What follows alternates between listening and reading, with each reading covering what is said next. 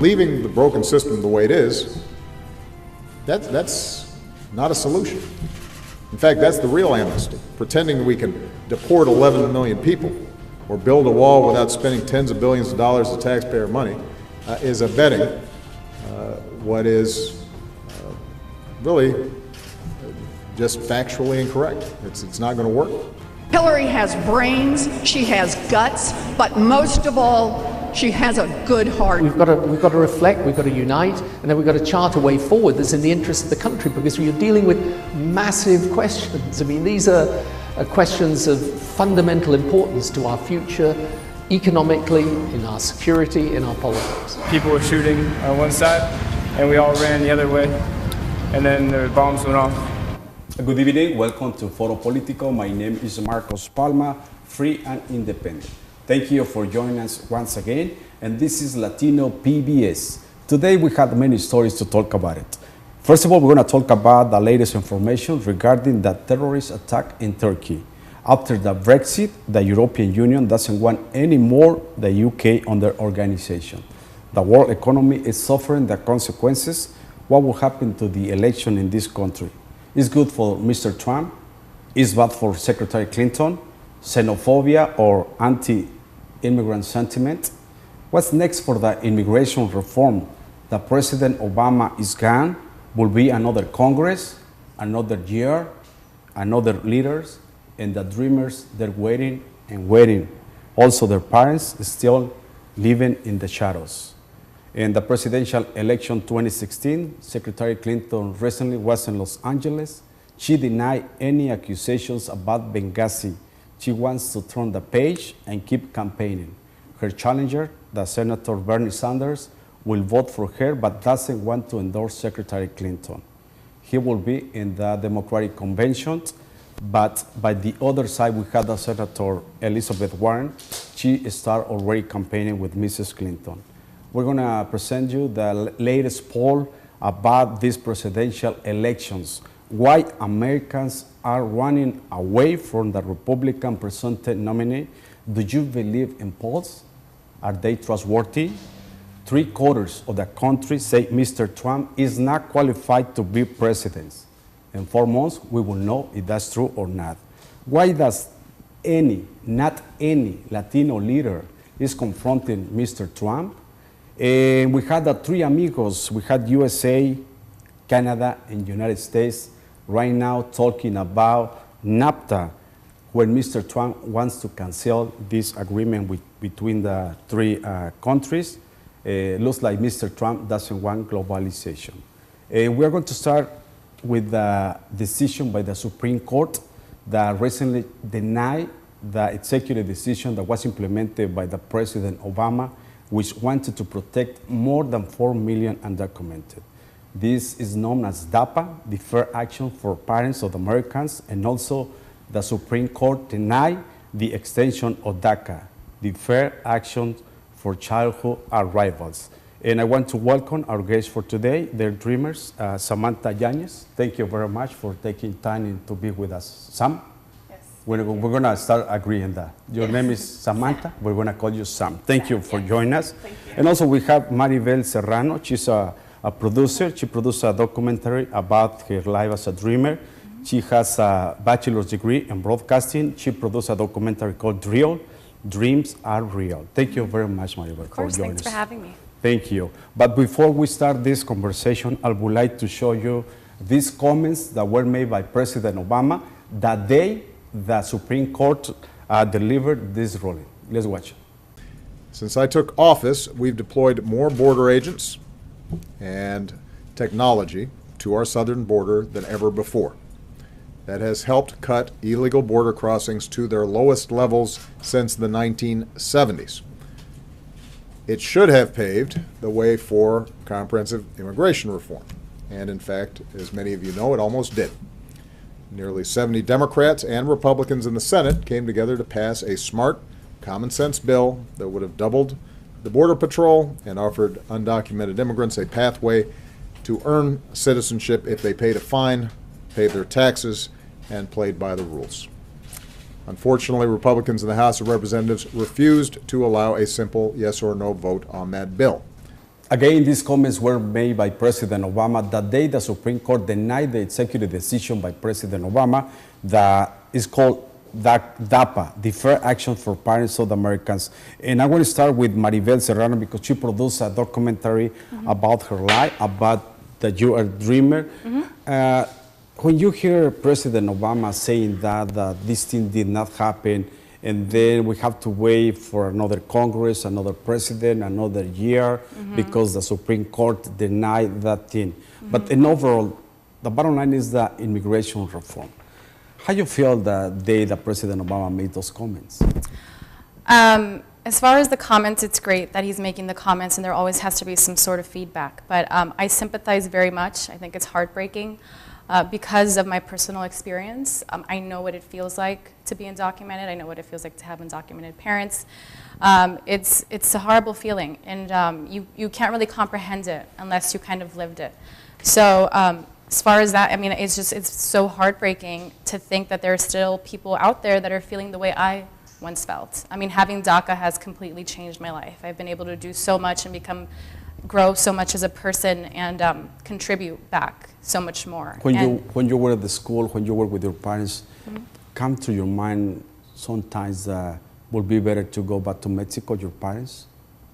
To their mind or to my mind? To your parents or everybody go back to Mexico? Honestly, it's never been... the situation, because there are more than 11 million people without the documentation to be here in this No, I've country. never seen that as an option. And I actually have audio of me years ago when I got into another channel speaking of the same thing, and I just said I just don't see that as an option. I consider myself completely American, and I've learned that you know, it's not about pointing the finger at the people who are coming in here. It's more about looking at the bigger picture and the system that we're living in and what the leaders are not doing to fix this issue. What challenge did you face when you were a student? For example, some of them, they don't have a financial aid, they don't have scholarships. Did you happen to the same things? The challenges, I think, are, you know, huge. I mean, it's just people don't understand. You can't get a driver's license. You can't work legally, get an apartment, have a lease, have a background check. All that stuff is very, very difficult. So I really had to kind of find ways to somehow make this work and to kind of keep up with my peers. I think when I was in high school, it was very difficult because that's an age when you're trying to fit into society, your friends are getting jobs and registering to vote and getting their driver's license, and you can't do that, and they look at you like, well, what's wrong with you, you know, like, and you can't really tell them. I mean, I don't know what it's like at this point, but when I was growing up, we didn't have DACA, we had nothing, so I was being looked at kind of like, this girl, you know, is not getting herself ahead, something must be wrong with her. So it's very difficult. And then just the way people judge you, the way people think about you, not being able to express your full potential is just very, very difficult, especially at that age. Talking about the immigration reform, did you feel that was going to pass? Because we've been working, the politicians, they've been working before and talk a lot of the immigration reform. 2006, 2007, huge protests in Washington, in New York, and Los Angeles, and Chicago. And then at that time, did you feel that was going to pass the immigration reform? You know what, I was very happy that people were standing up for themselves and making their voice heard, but I also understand that there's a government and there's a process, and there are people in government who support the immigration community very much, and there are others that don't. So I was happy that this was kind of been brought out to light and more people were standing up for themselves, but I was also, okay, who's gonna look at this and be like, yeah, there's, you know, we need to do something. Who in government is gonna see that? And who's gonna say, well, I'm sorry, you know, nothing can be done. So I was hoping that it would pass, of course, and I was happy that people were making their voice heard, but at the same time, I was kind of trying to understand where the people in government were as far as their stance. Now I'm gonna ask Sam, tell us a little bit about your story, when you were brought to this country and how you've been facing this situation before that you find, or before you get DACA. Well, my parents brought me here when I was 6 years old. I'm from Zacapu, Michoacan. I remember it like it was yesterday when we came here. I expected a lot from this country, even though at that young age, but I never expected for me to feel so different just because how Maribel was saying, when you're in high school, you expect to go to college and have the same treatment that the rest of your classmates did. Because how President Barack Obama was saying, we pledged to the same flag. Especially I did. I went to a military school. So I've been always growing up very patriotic in this country. But learning that you are looked at different because of a number seems unfair, because you just think of everything that you did with your classmates. Every field trip you took, every test you took was exactly the same. They never gave you a different test because you weren't from here. You know, growing up, I know the English for me it was kind of difficult, and that's how people have known that I'm not from here, because they claim I have an accent, but like that's the accent doesn't matter. I'm like, that's just flavor. We are here, and we work, we pay taxes, and we try to do a better life. Yes. Hold your thought, please. We have to take a first break. You're watching Foro Politico. Please stay with us.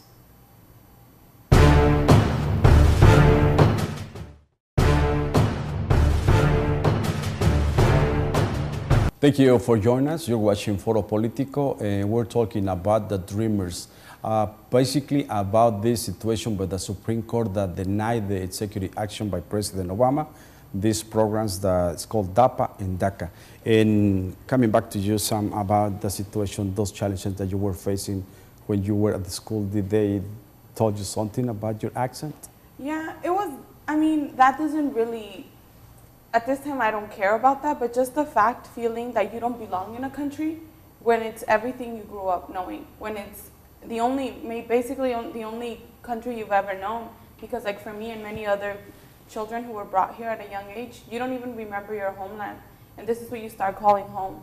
And not having the same opportunities as those other students really could affect the way that you look at things. What do you think about President Obama? That he said that when he was running in 2008, that during the first 100 days he will implemented the comprehensive immigration reform. I mean, it was nice of him to say that and build hope, but if you really look at it, there's Congress, there's other obstacles. It's not just him. But you remember that time? I've been asking the same question to many people. I remember. A promise is a promise. It is a promise. And then at that time, we have a Democratic Congress and a Democratic Senate. And he, instead of working on the immigration reform, he bet for the Affordable Care Act. Yes, I understand that. I do. And I honestly, he should have held his word. Then you're telling me right now, for example, Mrs. Clinton is promised immigration reform, but she's gonna face a Republican Congress. Yeah, they all are. They all are. It's not just them, and whatever we want to look at them, we should just see them as promises that may or may not happen, because that's what people do. But it's better to follow their promises. But if you don't want to see the other side, yeah. the Republican side. Going back about Maribel Serrano, that you produced a documentary about her life as a dreamer. In this documentary, why did you decide to produce a documentary about your life? Because it's your life, it's your challenges, it's what it is that you're facing. Where did you get the idea? You know what? It was an issue that I dealt with for so long, and it was weighing so heavy in my mind and my heart and everything. And that making that documentary was kind of my way of just letting it out and saying, you know what? This is not my fault. This is a situation that I was put in, and I'm not going to make myself feel guilty for it because it wasn't my decision.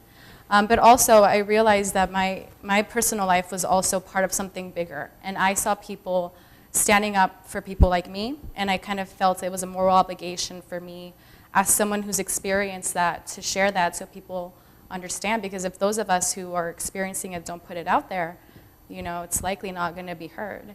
So I just kind of felt it was a social obligation. What reactions or what comments have you received from the documentary? Surprisingly, you know what, they've all been positive comments. I haven't received anything negative. I put it on a forum online, I put it on blogs, on my Facebook. It's had some other coverage as well in the news, and I've had people open up to me like, I'm in the same situation, thank you so much for making this. So it's all been really great feedback, and I think a reason for that is because I approached it in a very I guess, amicable manner where people can see it and it's not threatening and it's not, you know, I'm better than you, and it's not like bashing anybody. It's very just matter of fact. You know, these are the facts. This is what happened to me, and my friends are in it as well, people that have known me for years.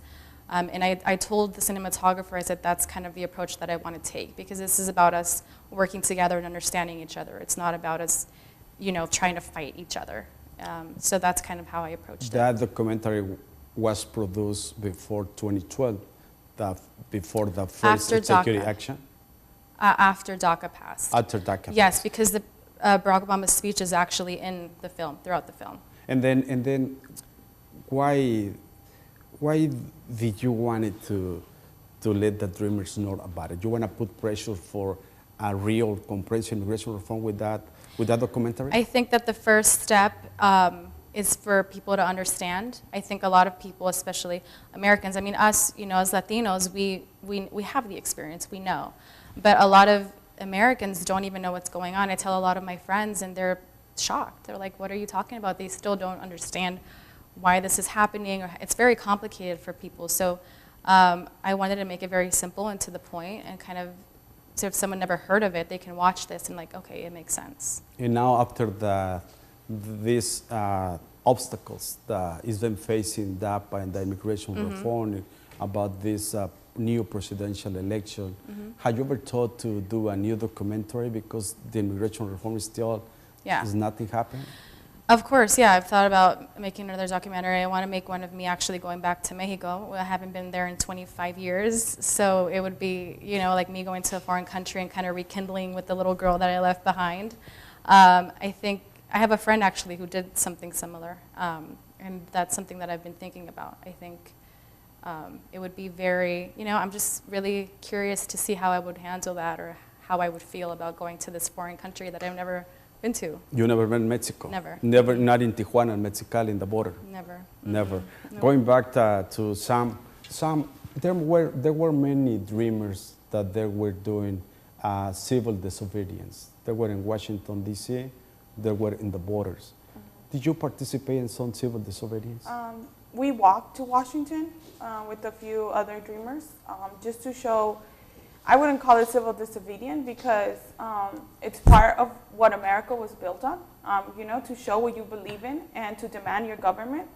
And even though we are not technically U.S. citizens, our parents and we all pay taxes, like you claim. And I walked together with my fellow dreamers because we all have a dream, like Martin Luther King did, like all the others did before us. We all have a dream to belong to this country and to finally be part of it, and let others let us be part of it. And that is why we walked to Washington, D.C. to ask for this opportunity, that maybe we can one day be U.S. citizens and contribute even more to this country that we've known only. Now, since the Supreme Court did not approve the executive action by President Obama, and then your parents, they're here without any documents, how did they take the news when that happened? Your parents, what did they say? I was there. I went to Washington, D.C. to hear the hearing.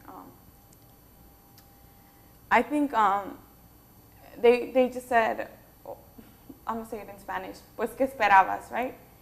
And that means that like, what did you think? Like, what? They lost hope, and it's like, how can you not have hope in your government? You know, Barack Obama did this, and now people are taking it away just because of the fact that they don't feel it's worthy, or that we're not.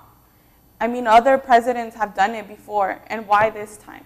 It just makes you question what the government is doing, or what is America becoming.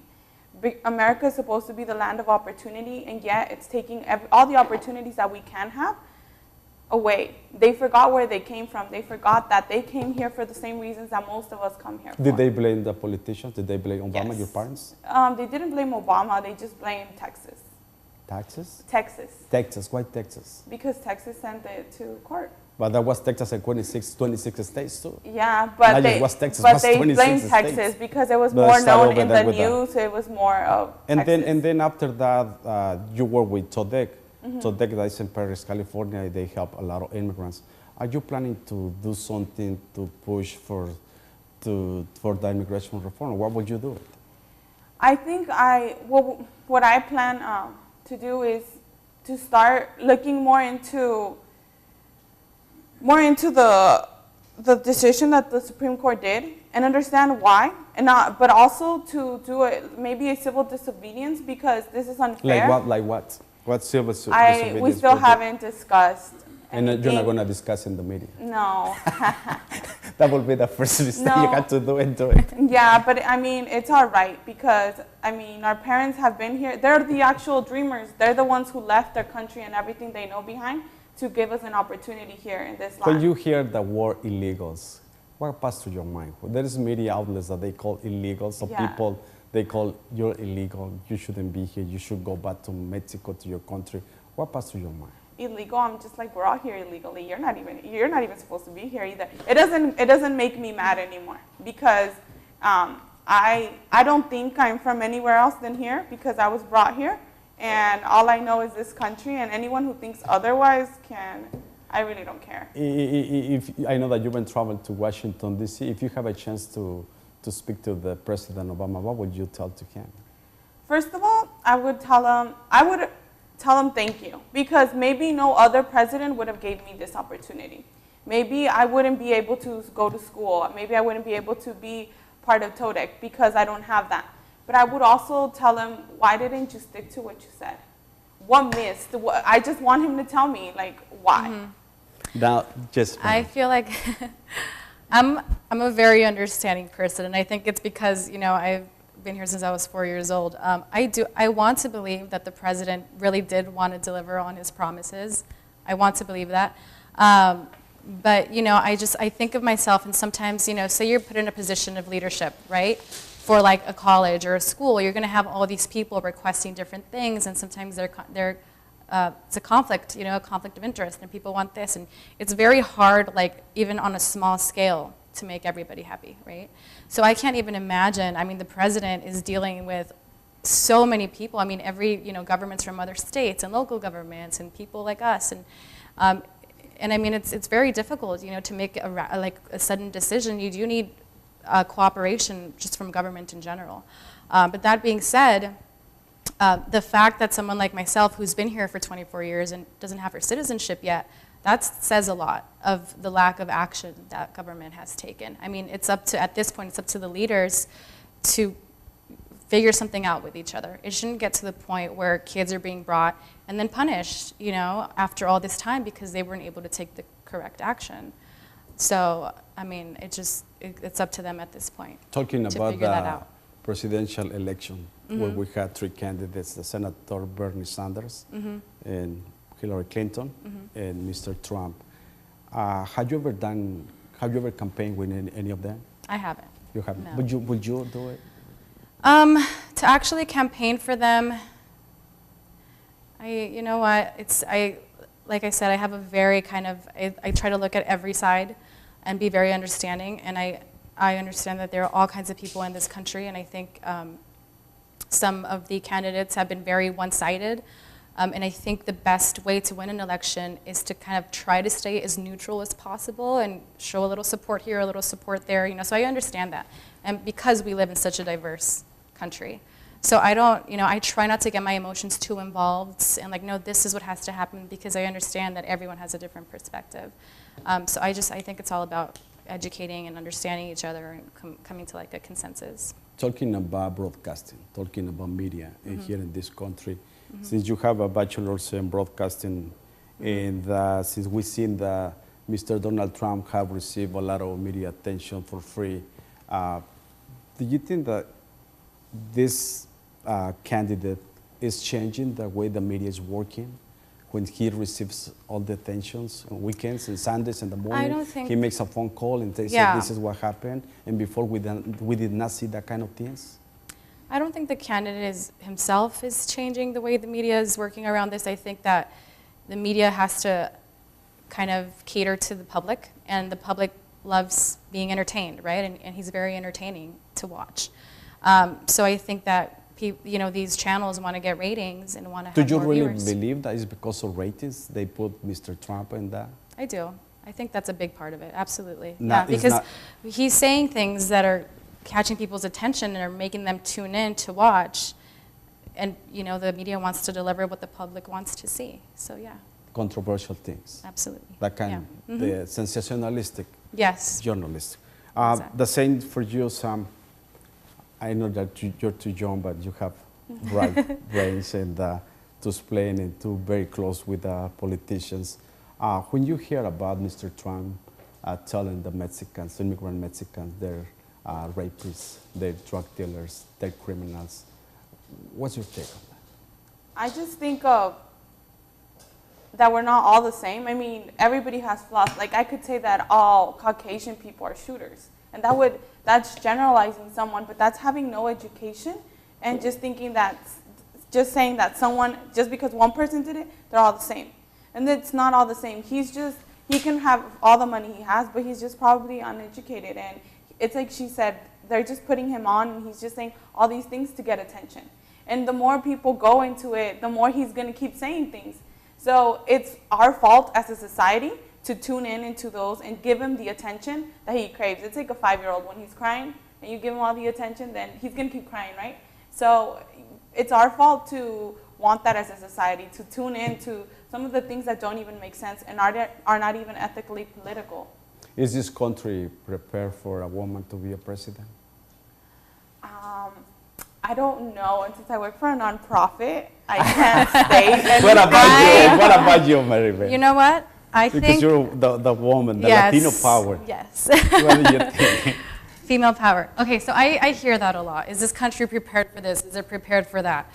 Ask any parent, were you prepared to have a child, you know, when you became a parent? I think you prepare after it happens. So yes, I guess my answer is yes. I don't think there's such thing as like, hold on, we have to prepare first. I don't know if we can handle it. I think you make it happen, and then it just works out. I mean, that's how things happen in life, and I think that's kind of what would happen if Hillary did win. Thank you so much for being with us, Maribel. And before that you go, please let us know, tell us about where can we see your documentary. Do you have a web page, or where can we see the documentary, please? You can, okay, so the name of the documentary is Dreal, Dreams Are Real. So you can actually just go on a web page and search that, search Dreal, Dreams Are Real, and it's going to take you directly to it. It should be the first or second link on the search engine, and it's on Vimeo, vimeo.com. I put parts of it on YouTube, but it didn't let me put the entire thing, so I think the best way to watch it is on Vimeo. Thank you very much again, Maribel, and thank you That's very much, Sam. Thank you very much, and keep doing that good job that you're doing today. Thank you. We're going to take a break, but I'll be right back. You're watching Foro Politico.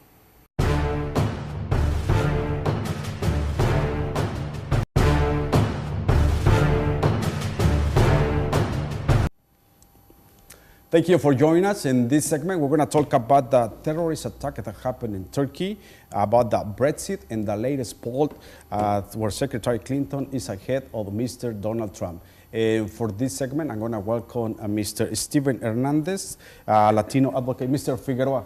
That's Mr. okay. Steven Hernandez. I was thinking about Jose Hernandez, the first Mexican American. I'm flattered.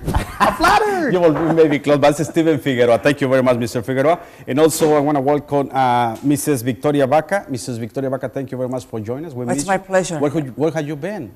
I've been busy. You know, I know. You're running a campaign. I'm running a campaign. How's your campaign so far? It's absolutely fabulous. I have some news to report on that at the end of the segment. And it's the end of the school year, and I represent children with disabilities. So it's just like everybody wants everything done because, you know, the schools are closed now, so that's it until August. Thank you very much again. So I'm here. I'm more relaxed and ready to go. Thank you. First, we're going to talk about the Brexit, this situation that happened in the United Kingdom that is leaving the European Union, and the vote was very close. The referendum was very close. It was for political or economic reasons. We're going to talk about that. Xenophobia or anti-immigrant sentiment. This is the numbers that happened in a week ago. 48.1% were supporting the stay in the European Union, and then 51.9% to get rid of the European Union. I'm going to show you this comment by the former Prime Minister, Tony Blair. We are a divided country, which is why it's important for the Prime Minister and for others to try and bring the country together and work out a way through this. And I don't think we should take any rash decisions at the moment in the next days and weeks. We've got to see what the fallout is. We've got to handle that in a mature and sensible way. I think the Prime Minister is absolutely right not to invoke the Article 50 process at this point in time. We've got to reflect, we've got to unite, and then we've got to chart a way forward that's in the interest of the country, because you're dealing with massive questions. I mean, these are questions of fundamental importance to our future, economically, in our security, in our politics. There are more questions than answers. Mr. Figueroa, how is this Brexit is going to influence the American politics, particularly this presidential election? Well, it already has. We saw our stock market drop earlier this week, 600 points in one day, followed by Monday 299. Now today we made up some, and so that's going to affect our economy. It's going to affect trade agreements. It's going to impact how we view immigration, because one of the driving forces in England or Great Britain was the immigration issue that the European Union was forcing a large amount of immigrants to go there. But what it's also doing is breaking up the United Kingdom. Today we heard how Scotland meeting separately and is actively driving for their own independence, as well as Northern Ireland and Wales. So we may be looking at the breaking up of the United Kingdom. How would that impact us? It's inciting division in the United States. The day that this happened in Scotland, Mr. Trump was there, and he was a victory for him. Do you think that will be an effect for Mrs. Clinton, that will be against her, because Mrs. Clinton, Secretary Clinton, is supporting a kind of globalization? Well, yes and no. Well, Donald Trump has the gift of saying the most outrageous things that people want to hear, whether it's right or not, and it comes back to haunt them later. I mean, this whole thing is about be careful what you wish for, you just might get it, and everything that goes with it, right? So, but Ms. Clinton is responding professionally.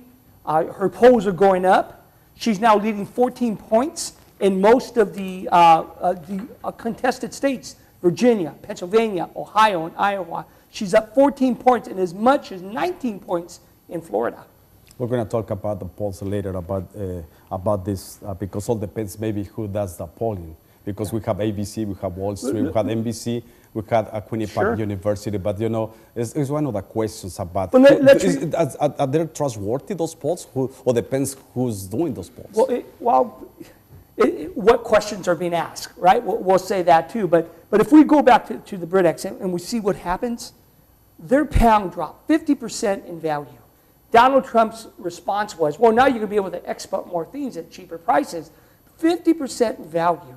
They're preparing for a great recession in the United Kingdom right now and parts of Europe as a result. Let's remember that Britain brings more imports in from Europe than it sends out. So this is going to impact them big time. And if that were to happen here in the U.S., we'd be right back where we were in 2008. After the Brexit, we had this terrorist attack in Turkey, where 3 terrorists attacked the main airport in Turkey. There were 41 people dead and hundreds injured. According to the Turkish government, was done by the ISIS Islamic State, by those terrorists. However, the Islamic State hasn't confirmed that they did this kind of terrorist attack. And that's why I want to welcome Mrs. Victoria Baca, because she's running for a position in Moreno Valley. Yes. About terrorist attacks, we have the 9/11 in the United States. We had Paris. We have in Africa many terrorist attacks. And then now we have this Turkey. Are we safe in the United States? I don't think that anyone is safe, really, because, and you know, when I think about it, I think about the technology that we have now.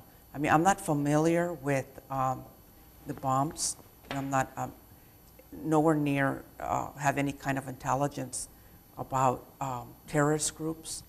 But I worry, you know, I just look at my phone and I'm wondering, you know, can, you know, a simple phone like this be used as a bomb? I mean, if I go to the airport, they ask me to turn this off. That's it, right? We're close to 4th of July with many people there. Yeah. Will be traveling, millions of people. Are you planning to travel? Or this, if you were planning to travel, would you be more concerned about, instead of traveling, say, I'm not going to travel because of this? I think that everyone is more concerned now with what's going on around the world. I mean, we're in San Bernardino. We're in San Bernardino here. I mean, we had that terrorist attack at the regional center. You know, who would expect something like that at a company event with your coworker, you know, going crazy and killing people? No one could possibly be prepared for something like that. And what happened in Turkey, what's happened in Paris, you know, certain groups, you know, ISIS, you know, we don't even know who that is. You know, the typical American has no idea who they are, what they do, what they think, and why their terrorism is aimed at certain people. And I mean, we're in the holy month of Ramadan. I mean, if they're really holy people, they wouldn't be doing this during this time. You know, it surprises me. It's like, how could you? From that, I'm going to ask you, Mr. Figueroa, is this has any relation about those comments by the candidate Trump blaming the Muslims and say they're not going to be able to be in this country? Do you have any relations? He's inciting them. He's incites everyone. And yeah, he's exactly feeding into exactly what they want. I was watching CNN this morning, and that's exactly what they were saying, that Donald Trump is actually recruiting for ISIS, that he's giving the impression that America is out to get all the Muslims and to eliminate all the Muslims. And they're many of these young men, individuals that are joining ISIS are uneducated, they're superstitious, they come from very poor villages, and they believe what's told to them. And so if you have ISIS telling this, or they see it on TV, they believe it. They lack the education, many of these individuals. A lot of them are educated. We're finding out there are doctors and lawyers as well who are just disgruntled. Mr. Trump has been saying and repeating that he will be better attacking ISIS and go down there and put troops on the ground. Do you think that will work? You know what? We already had troops down there. And what did we did? They bought their time. And as soon as we left, they erupted. All we would do is send troops, spend another $1 trillion then when we could use that $1 trillion to pay off our college debts, right? And get 4,000 more Americans killed. No, I don't think it's going to work, because this is a civil war among the Muslims. This is a civil war between the Sunnis and the Al-Qaedas, between the Sunnis and the Shiites. It's a civil war. They didn't have World War I. They didn't have World War II. This is their World War, and unfortunately, we're getting involved. I think this is World War III beginning. The FBI director has been saying that the terrorists are already here. There were hundreds of people that they can do another terrorist attack like that San Bernardino. And that situation is growing with this kind of, that thing that happened in Turkey? Well, you know, if the FBI has not only said that about Muslims, it's also said that about the white supremacists.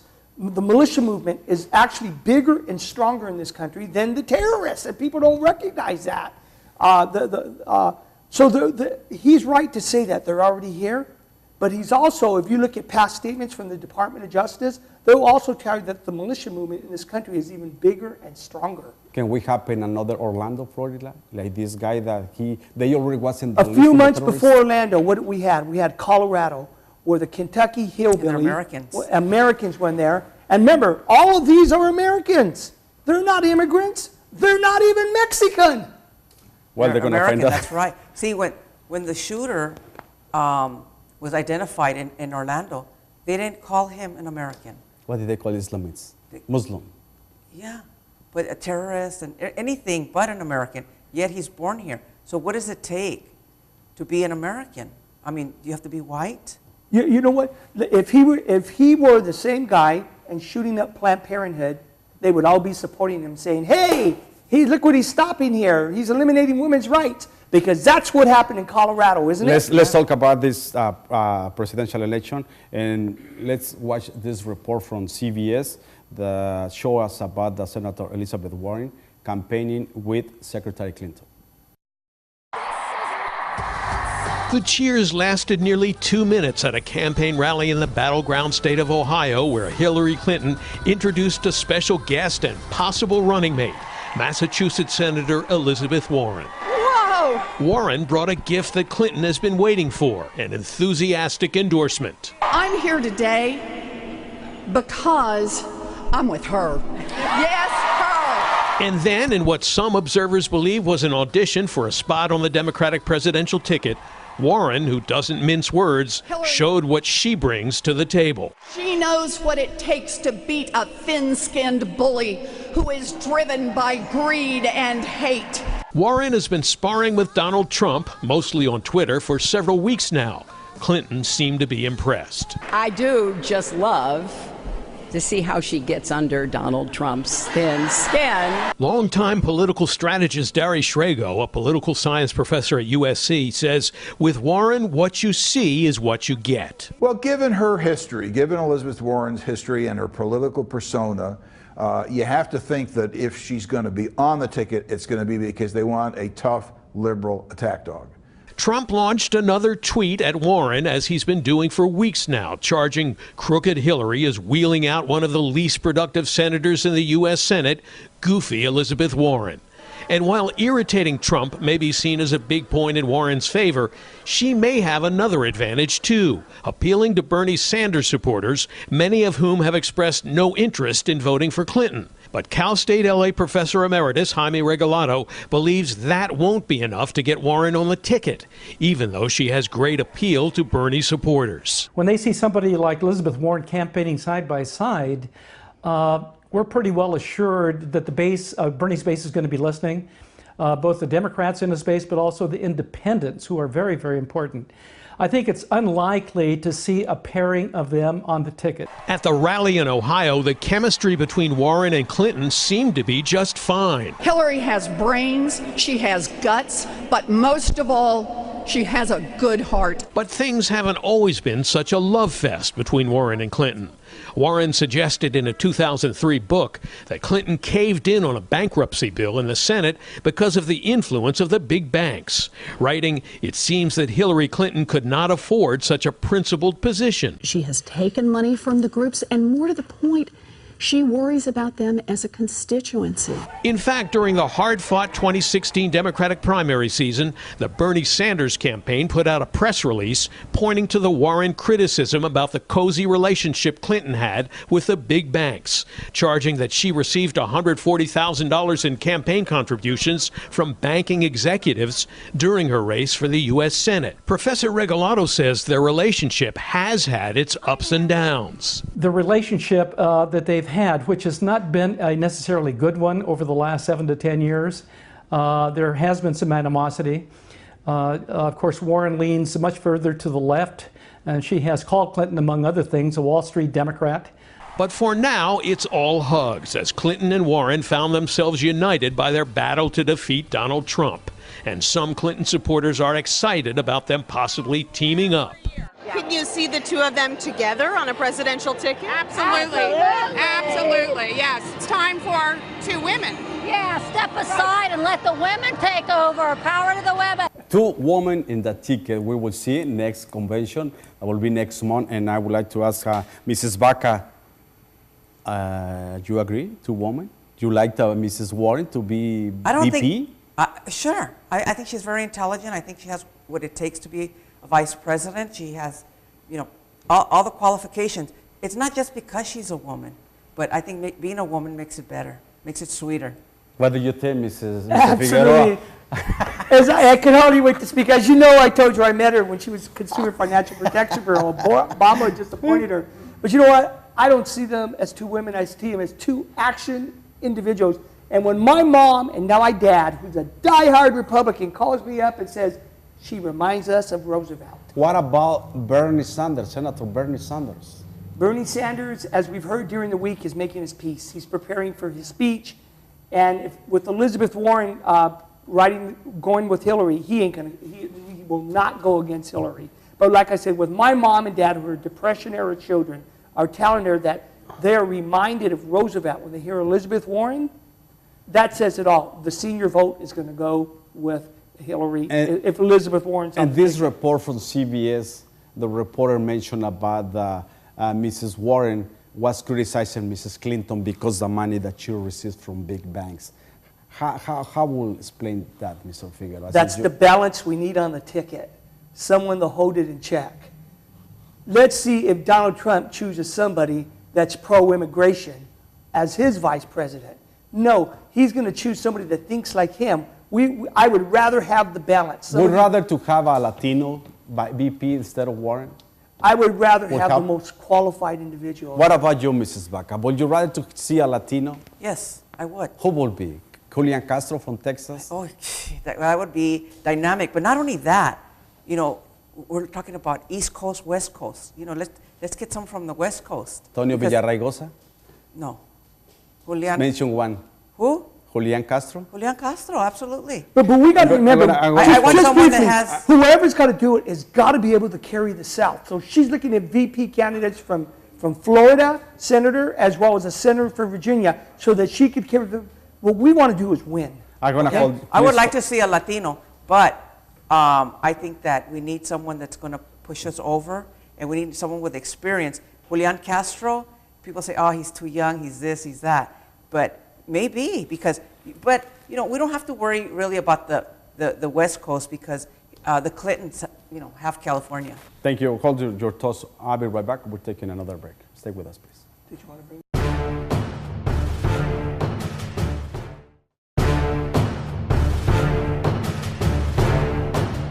Thank you once again for joining us. You're watching Foro Politico, and now I'm going to welcome Mr. Ayala, Antonio Ayala. He's been working with TODEC, and he's been helping a lot of immigrants in the Paris area. And Mr. Ayala, thank you very much for joining us. Tell us a little bit about this Trump phenomenon, because we have seen that since you worked with immigration services, have you seen an increase about getting the citizenship? What have you seen? Oh yeah, I think the words of Trump, Mr. Trump, he is a very, very simple man because all respect, don't respect anybody.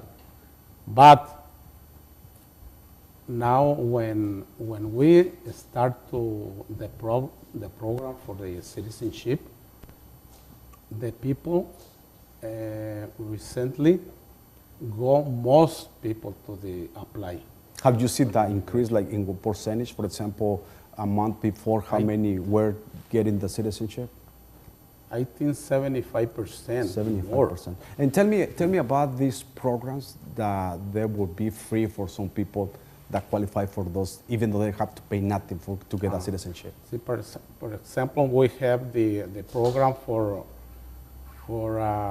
giving free our service, and we have also one together with the N400, including the I-912 for fee waiver. If the immigration accept the fee waiver, don't pay nothing, zero. That's possible, then that they can get a free citizenship. Going back to Mrs. Baca, since you support Mrs. Clinton, do you see that it's possible that to get the immigration reform, or it's going to happen again like 8 years when Mr. Obama was promising the immigration reform? Well, I think it all has a lot to do with the people that finance her campaign. I believe that immigration reform has to come from the Senate, the Congress, the people, and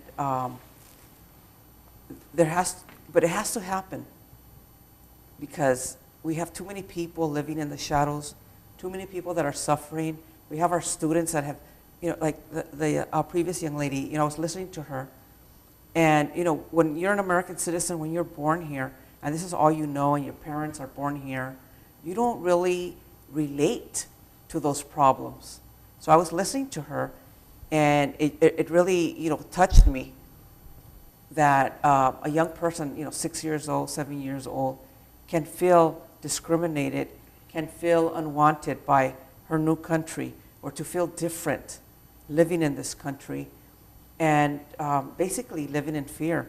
And I can't imagine what their parents went through being adults. So I think that with the 8 years of the Obama administration trying to do something for immigration, that perhaps now with Hillary Clinton, and I hope she wins by a landslide. I hope whoever her vice president, whether it's Dr. Warren or anyone else, that it's someone that also believes in the family and in our country, because everyone that's here, they've been here since they were children. They don't know any other country, and their allegiance is to the United States, and we need to unite, and we have to stop all this division. Look what's happening in Europe. We can't have that here. We have to be united, and that's why we're called the United States of America, and we need to, be true to our morals, to our, our fabric, our culture. We have the Statue of Liberty saying, come on, come people, become part of us. So we have to live up to that. And could be an irony, since we have the Statue of Liberty, when Mr. Obama has been deported more than 2 million undocumented people. Yeah. And some of them have been called him deporter in chief. Yeah. What's your take on that? I think that it's true. Well, naturally it's true, but we need to turn that around. And it's because of our immigration laws that we need to fix them. We need to look at the people that have been here. I mean, I know families that have had their brothers or sons or, nieces deported, and they're in Tijuana living in rooms because they don't have family to go to. Everyone's here. So it's a struggle, and it's something that we need to do, and my hope is in Hillary Clinton. We're going to see. I have to tell you at the beginning of this show that in Canada there were the three presidents. They called the three amigos, Mr. President Peña Nieto, Justin Trudeau, and President Obama. They were talking about NAFTA. Mr. Ayala, when you see the picture from the three presidents talking about a better relations, a better alliance between them, what's your feel? What's your feeling when you see those three men, powerful men? I think I feel well because when the NAFTA is for the three nations, three countries, be good. But Mexico need to take more advantage to that, because if we not, we need to create more jobs in Mexico, because if we have economy, we have jobs, nobody come to the United States. But the immigration never done.